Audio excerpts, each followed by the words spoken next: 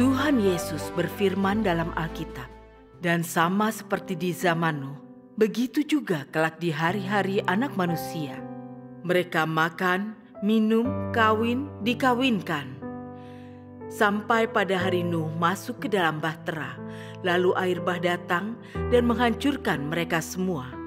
Demikian juga yang terjadi di zaman Lot. Mereka makan, minum, menjual, membeli, menanam, dan membangun. Tetapi di hari yang sama Lot keluar dari Sodom, dan turunlah hujan api dan belerang dari langit, dan menghancurkan mereka semua. Demikian juga pada hari ketika Anak Manusia menampakkan dirinya." Tuhan yang Maha Kuasa, Tuhan Yesus yang datang kembali di akhir zaman berfirman, "Di dunia, gempa bumi adalah awal dari bencana. Pertama, aku membuat dunia, yaitu bumi, berubah. Hal tersebut diikuti dengan tulah dan kelaparan. Ini adalah rencanaku, ini adalah langkah-langkahku. Dan aku akan memobilisasi semuanya untuk melayani aku, untuk menyelesaikan rencana pengelolaanku. Segala bencana akan terjadi satu demi satu. Semua bangsa dan semua tempat akan mengalami bencana, wabah, kelaparan, banjir, kekeringan, dan gempa bumi di mana-mana. Bencana-bencana ini tidak hanya terjadi di satu atau dua tempat, juga tidak akan berakhir dalam satu atau dua hari. Tetapi sebaliknya, bencana-bencana ini akan meluas ke wilayah yang lebih besar lagi. Dan bencana-bencana ini akan bertambah parah. Selama waktu ini segala macam wabah serangga akan muncul berturut-turut. Dan fenomena kanibalisme akan terjadi di semua tempat. Inilah penghakimanku atas semua suku dan bangsa. Di semua negara dan semua tempat di dunia, gempa bumi, kelaparan, malapetaka, segala macam bencana sering terjadi. Sebagaimana aku melakukan pekerjaan besarku di semua negara dan semua tempat, bencana-bencana ini akan muncul lebih parah daripada waktu yang lain sejak penciptaan dunia. Ini adalah awal dari penghakimanku terhadap semua orang. Dalam beberapa tahun terakhir, bencana di seluruh dunia menjadi semakin buruk. Gempa bumi, wabah, kelaparan, banjir, kekeringan, dan malapetaka serangga terjadi lebih sering dan menyebar kemana-mana. 12 Januari 2010, gempa berkekuatan 7 skala Richter di Haiti menewaskan lebih dari 220.000 orang. 27 Februari 2010, gempa berkekuatan 8,8 skala Richter melanda di Chili. Bulan Maret 2010, kekeringan menimpa 5 provinsi Tiongkok Barat Daya. 7 Agustus 2010, ada tanah longsor besar di Kabupaten Zhougou, Provinsi Gansu di Tiongkok. 4 September 2010, Selandia Baru dilanda gempa berkekuatan 7,2 skala Richter. 12 Januari 2011, Australia dilanda banjir. 11 Maret 2011, gempa berkekuatan 9 skala Richter menghantam pantai timur Jepang, menciptakan tsunami raksasa. Bulan Maret dan April 2011, suhu yang tinggi di Jerman dan Swiss menyebabkan kebakaran hutan. 4 Juni 2011, letusan gunung berapi terjadi di Chili. Antara Juli dan Oktober 2011, Bangkok, Thailand mengalami banjir terburuk dalam 50 tahun. Bulan Juli dan Agustus 2011, Afrika Timur menderita kelaparan besar. Bulan Juli dan Agustus 2012, banyak negara di Amerika Serikat mengalami kekeringan yang lebih dari sebelumnya. 21 Juli 2012, Beijing, Tiongkok dilanda hujan yang ekstrim. Akhir Oktober 2012, Amerika Serikat terkena badai Sandy. Januari 2013, kabut konstan terjadi di Tiongkok Tengah dan Timur. Maret 2013, wabah belalang melanda Israel. Akhir Maret 2013, kasus pertama flu burung H7N9 muncul di Tiongkok. Juni 2013, India terkena banjir. 25 Agustus 2013, angin kencang menyebabkan kebakaran berputar tanpa kendali di California, menghasilkan kebakaran terbesar dalam sejarah. Desember 2013, Timur Tengah diselimuti badai salju pertamanya dalam 100 tahun. 2 Januari 2014, gelombang dingin menghantam Amerika Utara. 27 September 2014, gunung berapi di Gunung Ontake, Jepang meletus. April 2015, gempa bumi melanda Nepal. Juni 2015, banjir besar menghantam Tbilisi, Georgia. 4 Januari 2016, gempa berkekuatan 6,8 skala Richter menghantam timur laut India. 6 Februari 2016, gempa bumi melanda distrik Menong di Kaohsiung, Taiwan. Fakta-fakta ini saja sudah cukup untuk membuat orang melihat kebenaran bahwa firman dan nubuatan Tuhan saat ini sedang diwujudkan dan digenapi. Sebagian orang tidak bisa berhenti bertanya, mengapa semua bencana ini semakin besar serta terjadi lebih sering dalam beberapa tahun terakhir? Mengapa Tuhan terus mengirimkan bencana alam? Karena umat manusia di akhir zaman telah sangat dirusak oleh setan. Kejahatan, kebejatan, tipu muslihat dan keserakahan. Manusia berpikiran jahat, berebut dan bertarung untuk status sosial, ketenaran dan kekayaan, menyebabkan pertempuran yang tidak pernah berakhir. Mereka membenci kebenaran, menikmati ketidakbenaran, dan hidup dalam dosa tanpa sedikit pun pertobatan. Bahkan menyangkal Tuhan, menolak Tuhan, dan menganjurkan kejahatan. Bahkan kelompok orang percaya tertentu di dalam gereja mulai menyerah pada godaan, memilih mengejar tren jahat dunia, dan memperoleh kesenangan dari dosa. Zaman yang sungguh jahat dan gelap, ini benar-benar merupakan penampakan kembali hari-hari di zaman Nuh. Tuhan Yesus telah bernubuat dalam Alkitab, dan sama seperti di zaman Nuh, begitu juga kelak di hari-hari Anak Manusia. Tuhan Yesus telah kembali di akhir zaman, dan kali ini Dia adalah inkarnasi Tuhan yang Maha Kuasa, yang mengungkapkan semua kebenaran sehingga Dia dapat menyucikan dan menyelamatkan seluruh umat manusia dan melakukan pekerjaan penghakimannya di akhir zaman. Namun Dia dihadapkan dengan perlawanan dan kutukan dari pemerintah ateis dan kalangan beragama. Tidak ada satu orang pun yang secara aktif mencari tahu kebenaran dan mencari terang. Dan tentu saja tidak ada orang yang secara aktif mencari penampakan dan pekerjaan Tuhan. Ini menunjukkan semua manusia telah menjadi begitu jahat dan rusak sehingga akhirnya membenci kebenaran serta memperlakukan Tuhan seakan Dia adalah musuh mereka.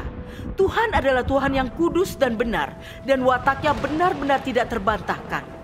Ketika manusia yang telah sangat rusak masih tidak mengaku dan bertobat dari dosa-dosanya kepada Tuhan, bagaimana mungkin mereka tidak dihancurkan oleh bencana besar dan mengerikan yang akan Tuhan kirimkan atas mereka? Oleh karena itu, dalam menghadapi bencana yang akan segera terjadi, apa yang harus kita lakukan agar dilindungi Tuhan dan bertahan hidup melalui bencana terburuk? Mungkinkah dengan cara yang sama saat Tuhan menunjukkan kebaikan kepada Nuh melalui banjir? Tuhan yang Maha Kuasa berkata, "Lihatlah kembali ke zaman bahtera Nuh. Umat manusia sudah sangat rusak, menyimpang dari berkat Tuhan. Tidak lagi dipedulikan oleh Tuhan dan telah kehilangan janji-janji Tuhan. Mereka hidup dalam kegelapan tanpa terang Tuhan. Sewajarnya sifat mereka menjadi tak bermoral, membiarkan diri mereka terperosok dalam kerusakan yang mengerikan. Orang-orang seperti ini tidak bisa lagi menerima janji Tuhan. Mereka tidak layak untuk menyaksikan wajah Tuhan ataupun mendengar suara Tuhan. Karena mereka telah meninggalkan Tuhan, mencampakkan segala yang telah dianugerahkannya kepada mereka, dan melupakan ajaran-ajaran Tuhan. Hati mereka semakin lama semakin melenceng dari Tuhan, dan bersamaan dengan itu, mereka menjadi sangat bobrok melampaui segala alasan dan kemanusiaan. Dan mereka menjadi semakin jahat. Dengan begitu, mereka menjadi semakin dekat dengan kematian dan jatuh ke dalam murka dan hukuman Tuhan.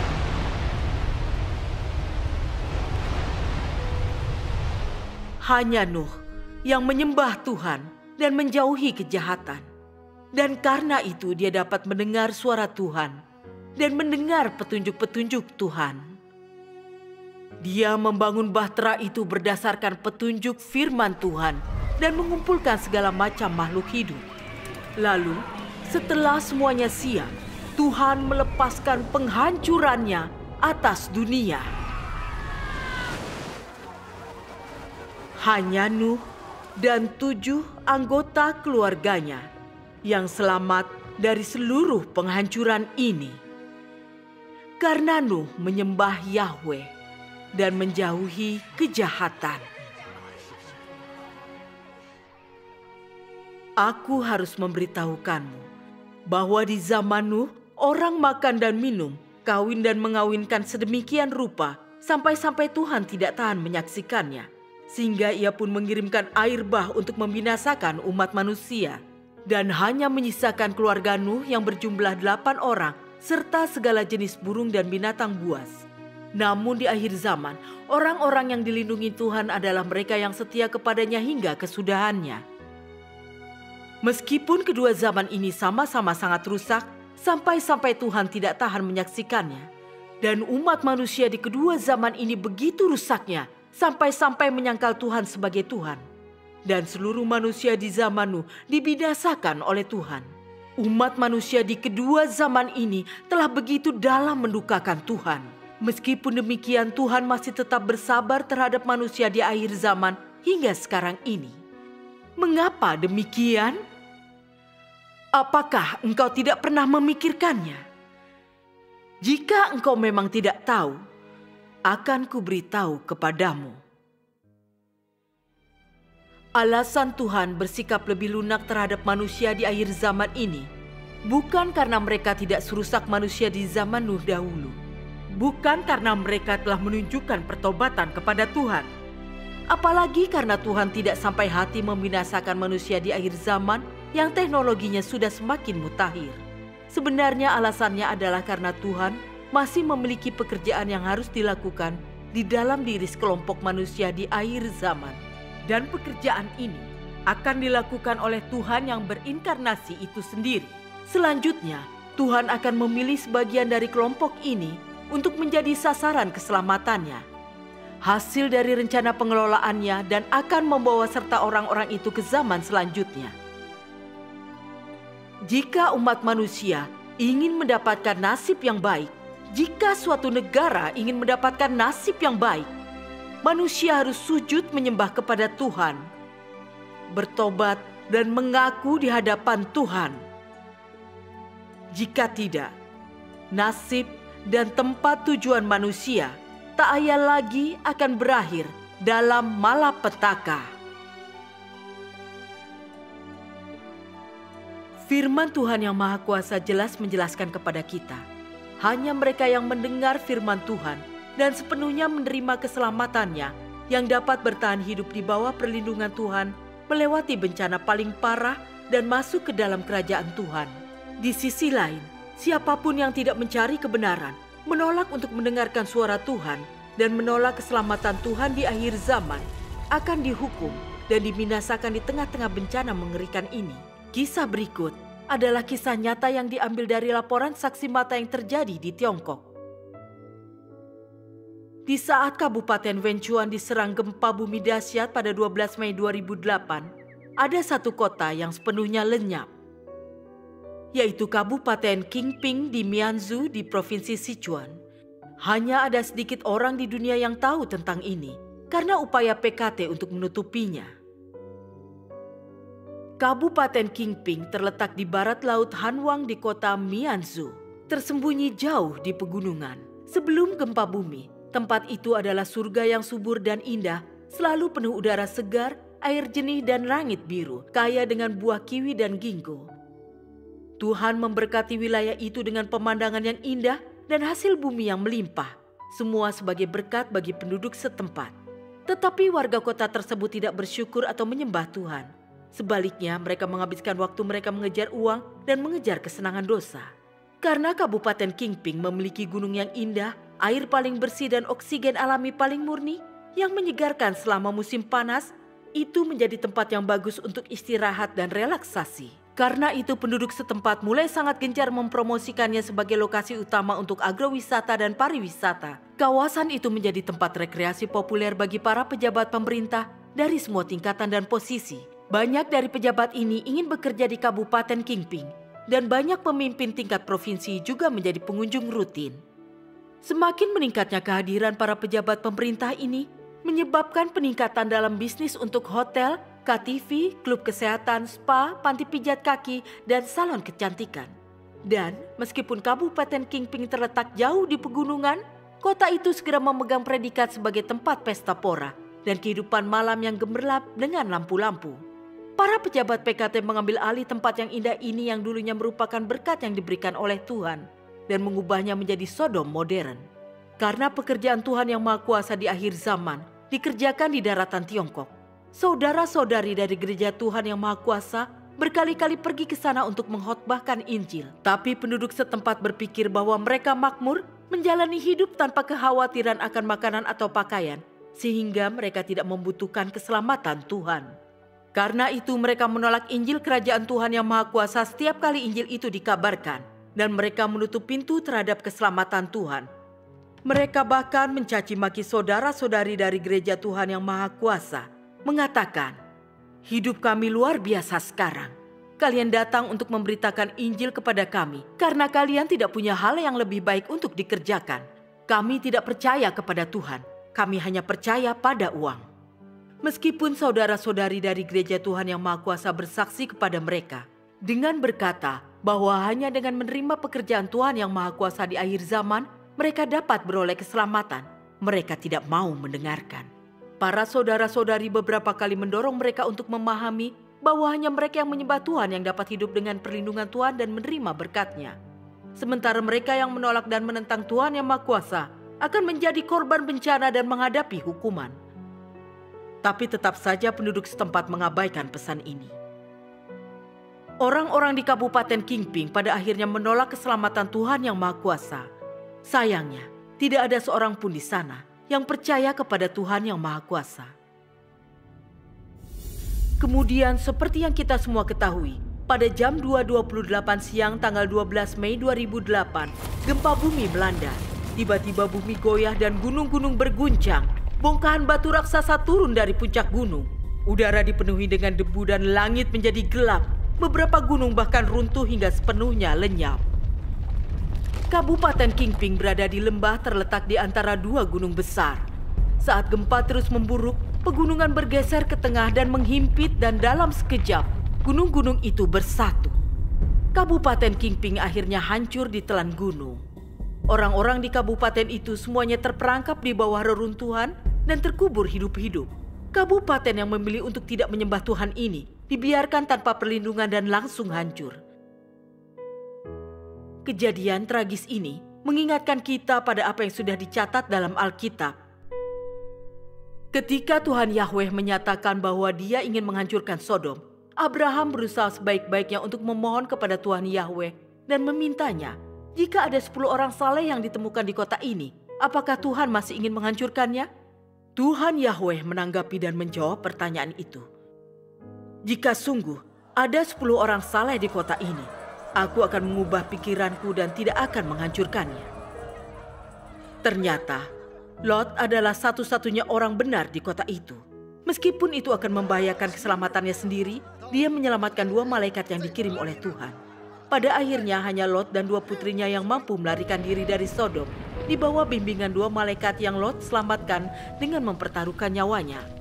Orang-orang yang tersisa dan seluruh isi kota dihancurkan oleh api dan belerang Tuhan yang dihujankan atas mereka. Karena itu, kota berdosa yang kejam dan jahat ini yang tidak membaktikan diri untuk menyembah Tuhan, menghilang dari bumi selamanya. Dapat dikatakan bahwa Kabupaten Kingping adalah Sodom zaman modern. Tetapi kehancurannya tidak menginspirasi orang lain untuk bercermin. Orang-orang tidak mencari tahu alasan di balik kemarahan Tuhan dan terus melawan Tuhan dengan pemikiran bahwa manusia akan menaklukkan alam, menolak untuk mengubah hidup mereka atau mengubah cara mereka. Dan dengan sia-sia mencoba menciptakan apa yang disebut rumah indah hanya dengan kedua tangan mereka sendiri. Setelah gempa bumi, pemerintah mengundang anggota Badan Perencanaan Pembangunan Provinsi serta insinyur dan teknisi infrastruktur tingkat tinggi lainnya untuk berpartisipasi dalam penyelidikan, pemilihan, dan perancangan wilayah baru. Pemerintah menggelontorkan dana untuk membangun kembali Kabupaten Kingping. Tidak lama setelah itu, Kabupaten Kingping yang baru selesai dibangun dan didirikan jauh di pegunungan. Kantor pemerintahan kabupaten, rumah sakit, sekolah, dan bangunan tempat tinggal semuanya dilengkapi dengan fasilitas modern terbaru. Di saat orang-orang berterima kasih kepada Partai Komunis untuk kebijakan baik mereka dan merayakan perpindahan mereka ke rumah baru, badai besar tiba-tiba muncul pada 15 Agustus 2009 yang kemudian memicu runtuhnya gunung lain. Tanah longsor yang besar mulai menuruni sisi gunung seperti amarah dan keganasan binatang buas berlomba menuju Kabupaten Kingping yang baru.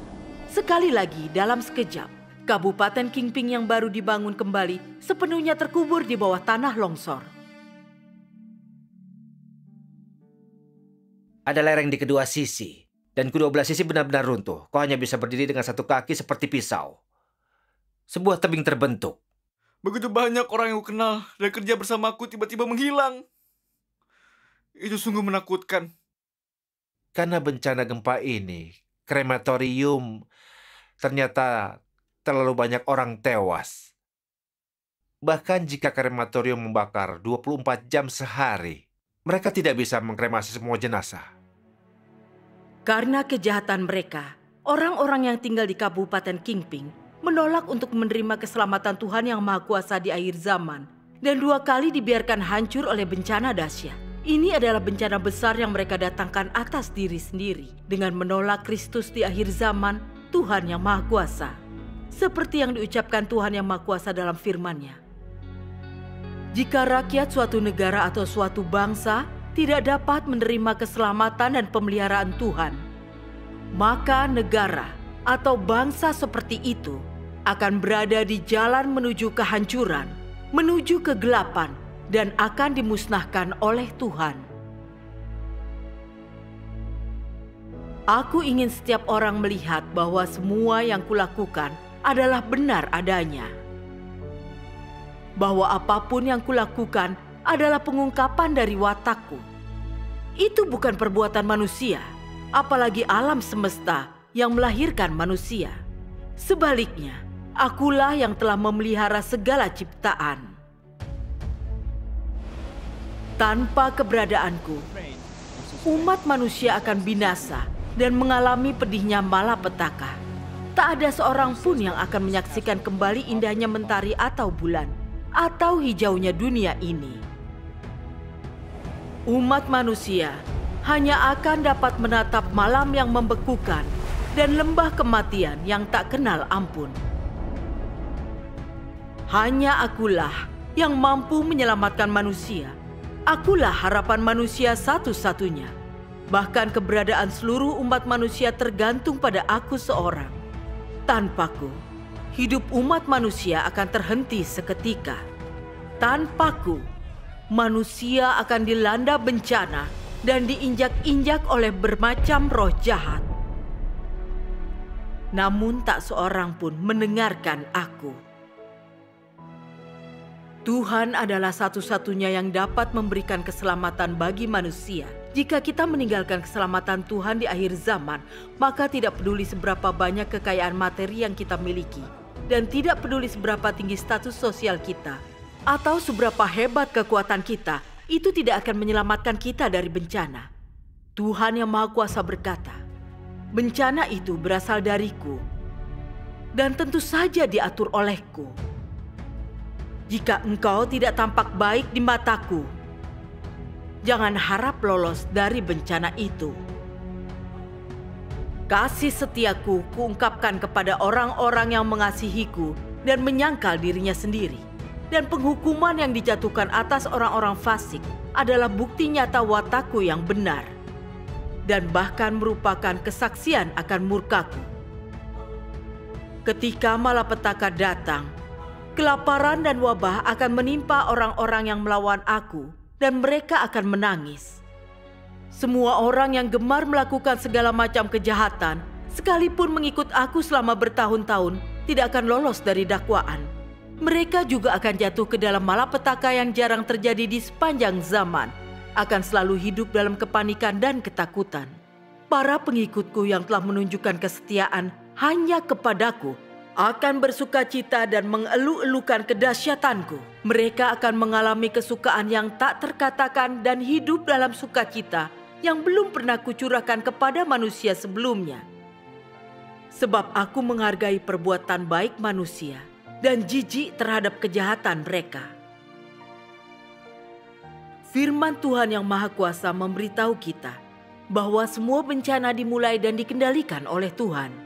Tuhan menggunakan bencana sebagai metode untuk menghancurkan semua pembuat kejahatan yang melawan Dia. Dan juga sebagai peringatan untuk membangkitkan kelompok orang-orang yang benar-benar memiliki hati dan jiwa. Membimbing orang-orang itu dan membantu mereka datang ke hadapannya untuk menerima keselamatannya di akhir zaman. Ini adalah pekerjaan yang dilakukan Tuhan di akhir zaman.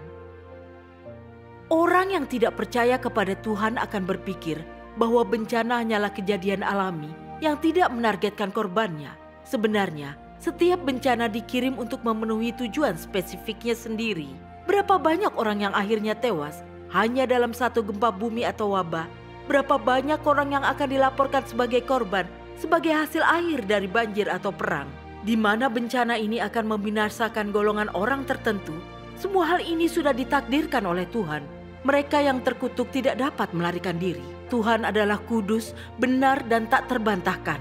Dalam menghadapi berbagai bencana, siapapun yang melakukan kejahatan dan menolak Tuhan tidak dapat melarikan diri dari tangan adil dari hukuman Tuhan. Tidak peduli apa langkah yang mereka gunakan untuk mencoba dan membantu diri mereka sendiri. Sementara mereka yang benar-benar percaya dan mengandalkan Tuhan yang Maha Kuasa akan dapat menghindari kematian, bahkan sekalipun mereka berada di pusat gempa bumi. Tuhan akan menggunakan cara-cara ajaib untuk melindungi mereka dari kehancuran dan menyelamatkan hidup mereka. Untuk bagian selanjutnya, kami akan berbagi dengan Anda tentang pengalaman sejati dari beberapa saudara-saudari di Gereja Tuhan yang Maha Kuasa yang menerima perlindungan dan keselamatan Tuhan di daerah-daerah yang terkena dampak paling parah selama gempa bumi Sichuan pada 12 Mei 2008. Aku dan suamiku telah menerima pekerjaan Tuhan yang Maha Kuasa baru selama 2 bulan. Dan karena aku lumpuh, sebagian besar tubuhku tidak bisa bergerak. Aku menghabiskan sebagian besar waktuku di tempat tidur. Pada saat itu, kami tinggal di lantai 5. Ketika gempa melanda, gedung berguncang keras. Tempat tidur tiba-tiba berguncang-guncang dan aku jatuh. Segera setelah aku jatuh di lantai, atap runtuh, jatuh dan menghancurkan tempat tidurku. Lalu potongan langit-langit lain jatuh tetapi tertahan oleh kursi, yang menciptakan ruang yang aman tepat di mana aku terbaring di lantai. Aku tidak terluka sama sekali. Pada saat itu, sebuah pemikiran muncul dalam pikiranku yang menyuruhku merangkak maju dan melihat apakah aku bisa menemukan jalan keluar. Jadi aku mulai merangkak maju. Aku menyingkirkan bata dan aku melihat cahaya. Lalu aku mulai berteriak meminta bantuan. Aku tidak berharap putra sulungku mendengarkanku, tapi dia mulai menggali. Dan aku diselamatkan 3 jam kemudian. Ketika gempa melanda, suamiku ada di kamar mandi. Ketika dia mendengarku minta bantuan, dia mencoba berlari ke arahku. Tapi dia terperangkap 2 kali di dalam oleh pintu kamar mandi. Pada saat inilah atap langit-langit runtuh dan keranjang bambu jatuh menimpanya. Suamiku terlindung dengan duduk di dalam keranjang bambu. Dia terperangkap di reruntuhan selama 30 jam. Ketika dia panik dan tidak yakin apa yang harus dilakukan, dia berdoa kepada Tuhan dan menyerahkan hidupnya kepada Tuhan. Tuhan memberinya kekuatan dan keyakinan, dan dia bisa menenangkan dirinya dan menunggu dengan sabar. Pada waktu itu, putraku sedang berusaha mencari tentara untuk membantu suamiku. Mereka takut bahaya dan menolak membantu kami. Tapi setelah putraku terus memohon-mohon, mereka akhirnya menggali lubang dan menarik suamiku keluar. Puji Tuhan. Putra sulungku bekerja di pabrik turbin Dongfang. Pada hari itu dia kebetulan bertukar shift kerja dengan orang lain, sehingga dia tidak pergi bekerja. Setelah itu, kami tahu bahwa banyak orang di pabriknya yang meninggal. Berkat perubahan shift itu, putraku terhindar dari kematian. Cucu laki-lakiku yang berumur 7 tahun bersekolah di sekolah dasar Dongki. Dia merangkak keluar dari lubang setelah gempa, dan dia tidak terluka sama sekali. Puji Tuhan, puji Tuhan. Kami benar-benar bersyukur atas Tuhan yang Maha Kuasa. Iya, puji Tuhan. Karena imanku dan suamiku kepada Tuhan yang Maha Kuasa, semua 3 generasi keluarga kami menerima perlindungan luar biasa dari Tuhan. Puji Tuhan.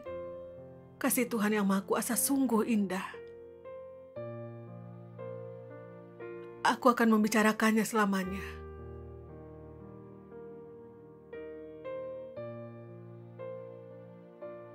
Pada tanggal 12 Mei, aku memanen rapa di ladangku sendiri di Gunung Laigu.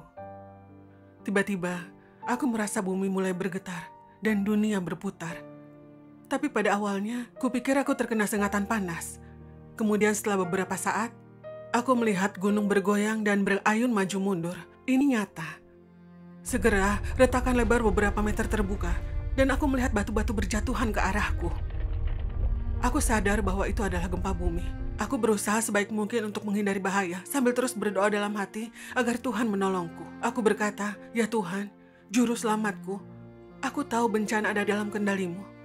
Kau memberikan ini untuk menghajar semua yang tidak taat dan jahat. Ini adalah kebenaran-Mu. Dan aku tahu aku memiliki banyak hal yang Kau benci. Tidak peduli bagaimana Kau menghajarku, aku bersedia menaati-Mu. Bahkan jika aku ditelan bumi seperti 250 pemimpin yang menentang Musa, aku akan memuji kebenaran-Mu." Aku terus berdoa seperti itu dan berjanji untuk taat. Dan perlahan, hatiku berhenti, merasa penuh ketakutan dan kegelisahan, serta berubah menjadi tenang dan damai. Kemudian sesudahnya, sesuatu yang tidak terduga terjadi. Aku sendiri yang menyaksikan perbuatan ajaib Tuhan. Karena gempa yang sangat kuat, gunung tempat aku berdiri terbelah seperti diukir dengan pisau. Setengah gunung di sebelahku langsung runtuh menyatu dengan bumi. Tapi separuh lagi di mana aku berdiri tidak runtuh sama sekali. Dan aku sama sekali tidak tergores sedikit pun. Saat ini terjadi, keluargaku melihat gunung tempatku bekerja runtuh dari kejauhan. Mereka semua mengira aku sudah tewas. Tidak ada yang berpikir bahwa aku akan selamat, bahwa aku masih hidup dan sehat. Seluruh keluargaku terharu. Orang yang tidak percaya yang mendengar ceritaku ini mengatakan bahwa aku hanya beruntung. Namun aku tahu bahwa keberuntungan tidak menyelamatkanku. Itu adalah perlindungan dan pemeliharaan Tuhan. Aku berbagi pengalamanku dengan banyak saudara-saudari kita. Setelah itu mereka berkata, "Tuhan yang Maha Kuasa, begitu Maha Kuasa." Puji Tuhan.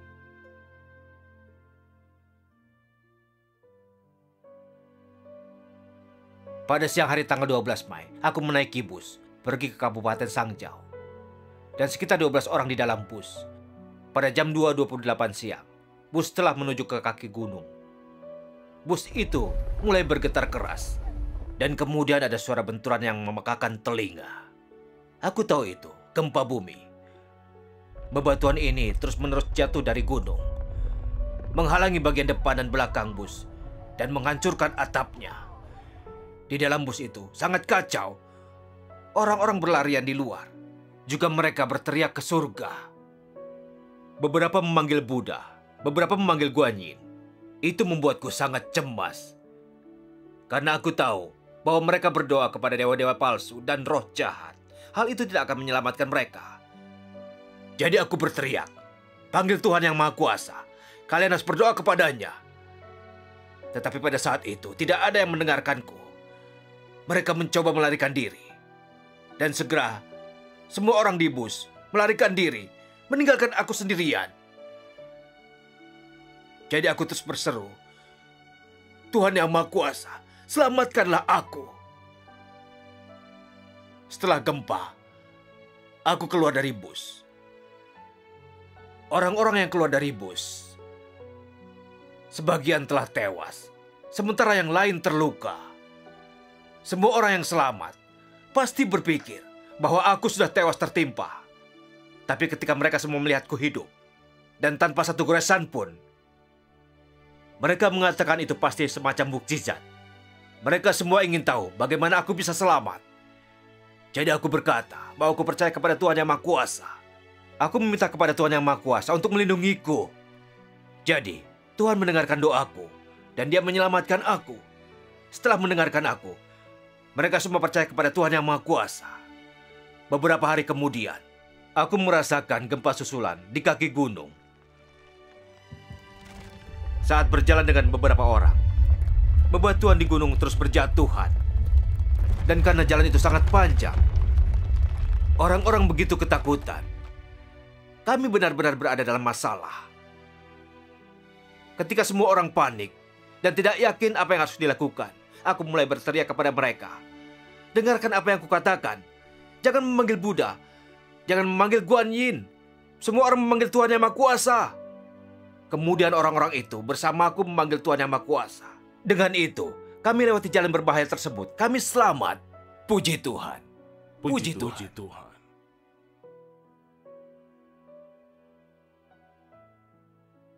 Begini, ayah mertuaku biasanya tidur siang. Tapi sekitar tengah hari pada tanggal 12 Mei, ayah mertuaku mengeluh bahwa dia tidak bisa tidur. Jadi dia pergi menyemprotkan pestisida ke ladang kami. Aku pergi bersamanya untuk mencabuti rumput liar. Tapi begitu kami sampai di sana, gempa bumi terjadi. Pada saat itu rumah kami benar-benar runtuh. Tapi kami tidak di dalam, jadi kami sama sekali tidak terluka.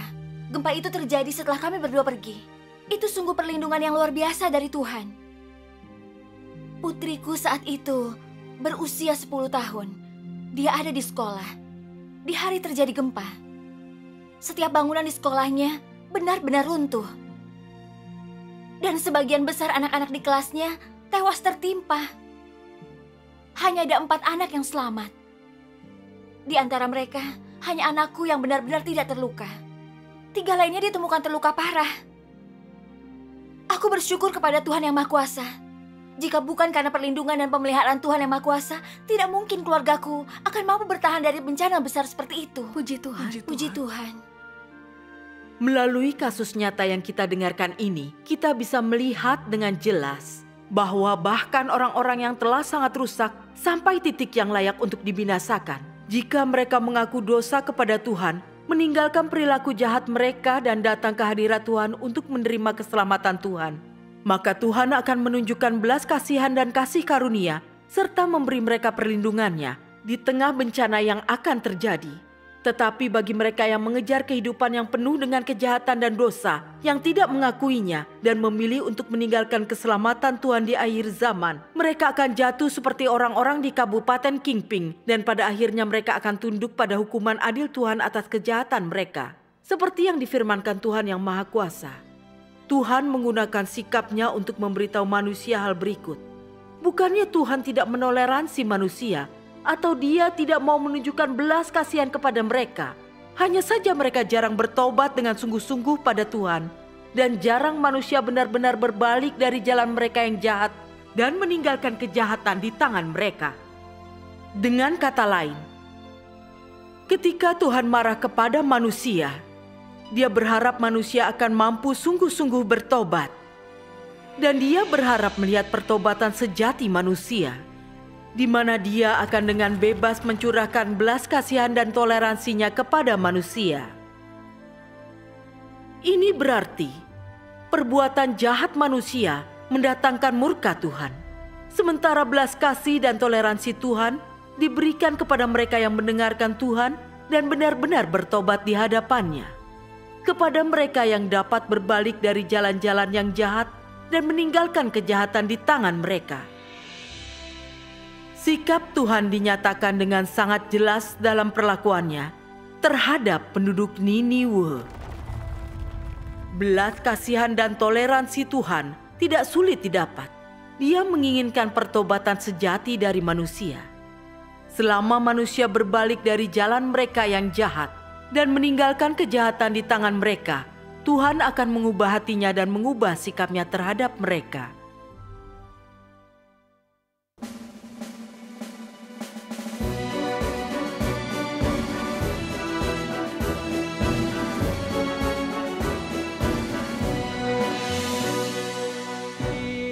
If you are a true Christian, then you will surely believe that the rise and fall of any country or